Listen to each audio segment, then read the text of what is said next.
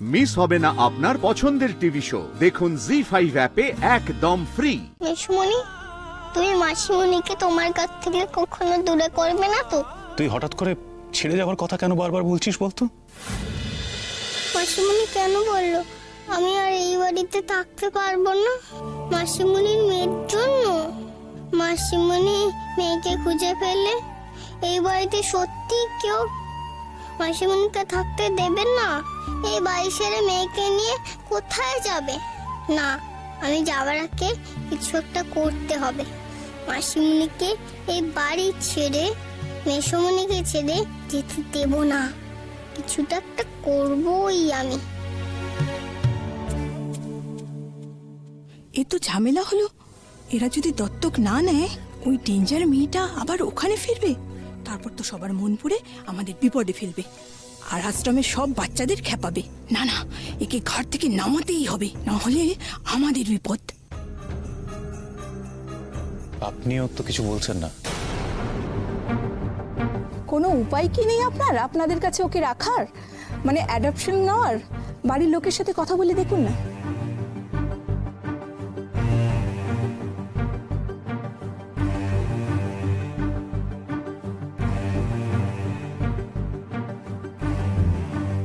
আচ্ছা আসছি। হ্যাঁ, দাও আমায় দাও। নিন। বাবা, এত? ওইটুকু আপনি খেতে পারবেন।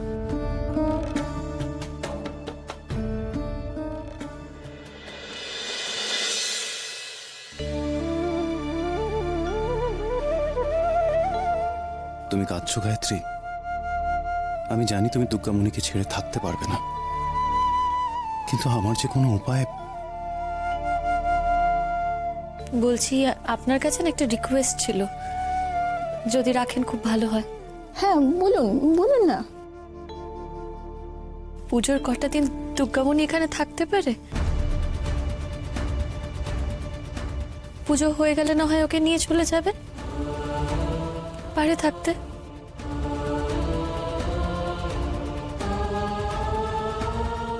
এইটুকু তো করাই যায়। তাছাড়া এই 3 দিনে যদি এদের মন বদলায়, তাহলে তো আমরা বেঁচেই যাই।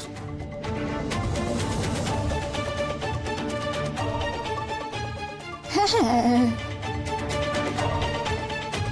থাকতেই পারে।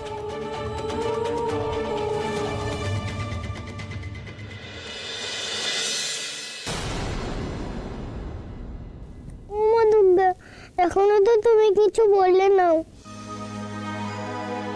কি করবো বলো না?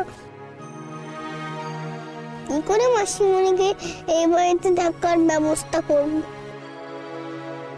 আরে বাবা, সময়ও নেই তো।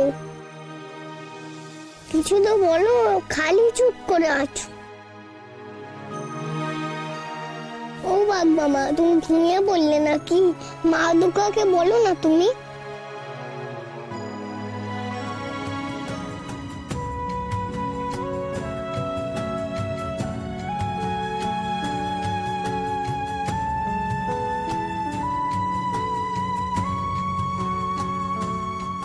মেসমণি, তুমি ঘুমাওনি? না রে, ঘুম আসছিল না, ভাবলাম তোর পাশে এসে একটু বসি। মাসিমণি ঘুমিয়েছে? দূর, পুজোর সময় মাসির ঘুম, খাওয়া দাওয়া এসবে ঠিক থাকে নাকি? কালকে সন্ধে পুজো না, তো ওকে 108 প্রদীপ জ্বালাতে হবে, সেটারই গোছকাজ করছে।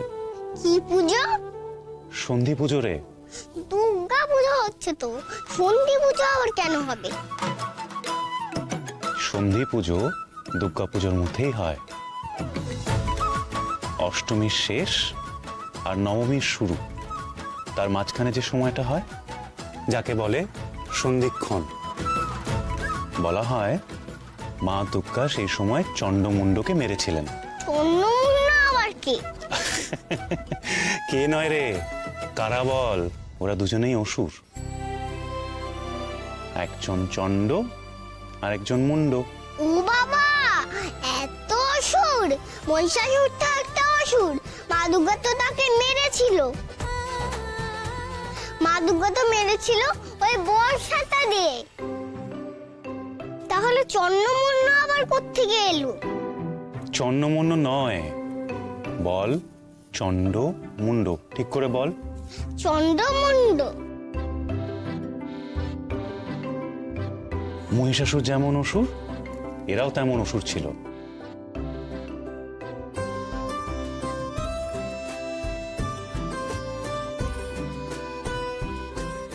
এদের সবাইকে মা দুর্গা মেরেছিল।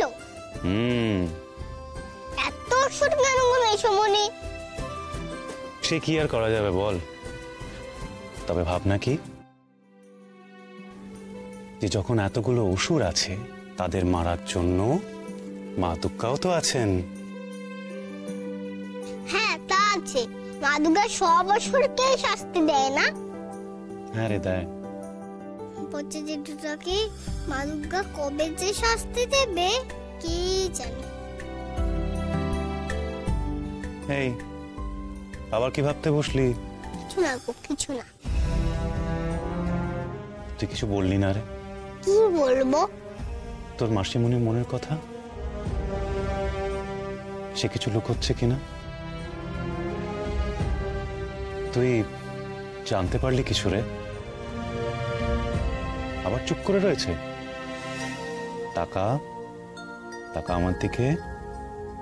জানিস তো দুর্গামণি, তোকে দেখে আমার মাঝে মাঝে মনে হয় যে তোর মতন যদি আমি সবার মন পড়তে পারতাম।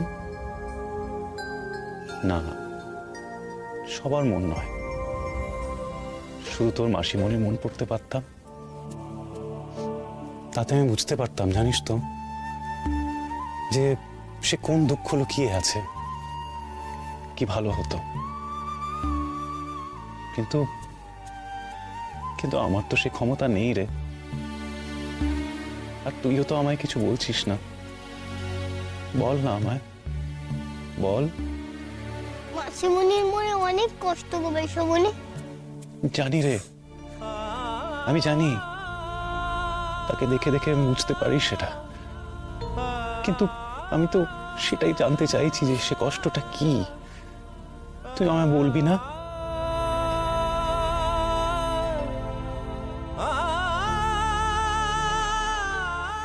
মেসমণি, তুমি মাসিমণিকে তোমার কাছ থেকে কখনো দূরে করবে না তো? আমি গায়ত্রীকে আমার কাছ থেকে দূরে যেতে দেবো? কখনো না রে। আমি তো তোর মাসিমণিকে সারা জীবন আমার কাছে ধরে রাখতে চাই রে। ধরেই রাখো, মাসিমণিকে কোথাও যেতে দিও না, কেমন? আর তুমিও মাসিমণিকে জানো, কখনো ছেড়ে যেও না। যাবে না তো বলো? দুর্গামণি, তুই হঠাৎ করে ছেড়ে যাওয়ার কথা কেন বারবার বলছিস বলতো? জি5 ডাউনলোড করুন আর সব এপিসোড দেখুন একদম ফ্রি।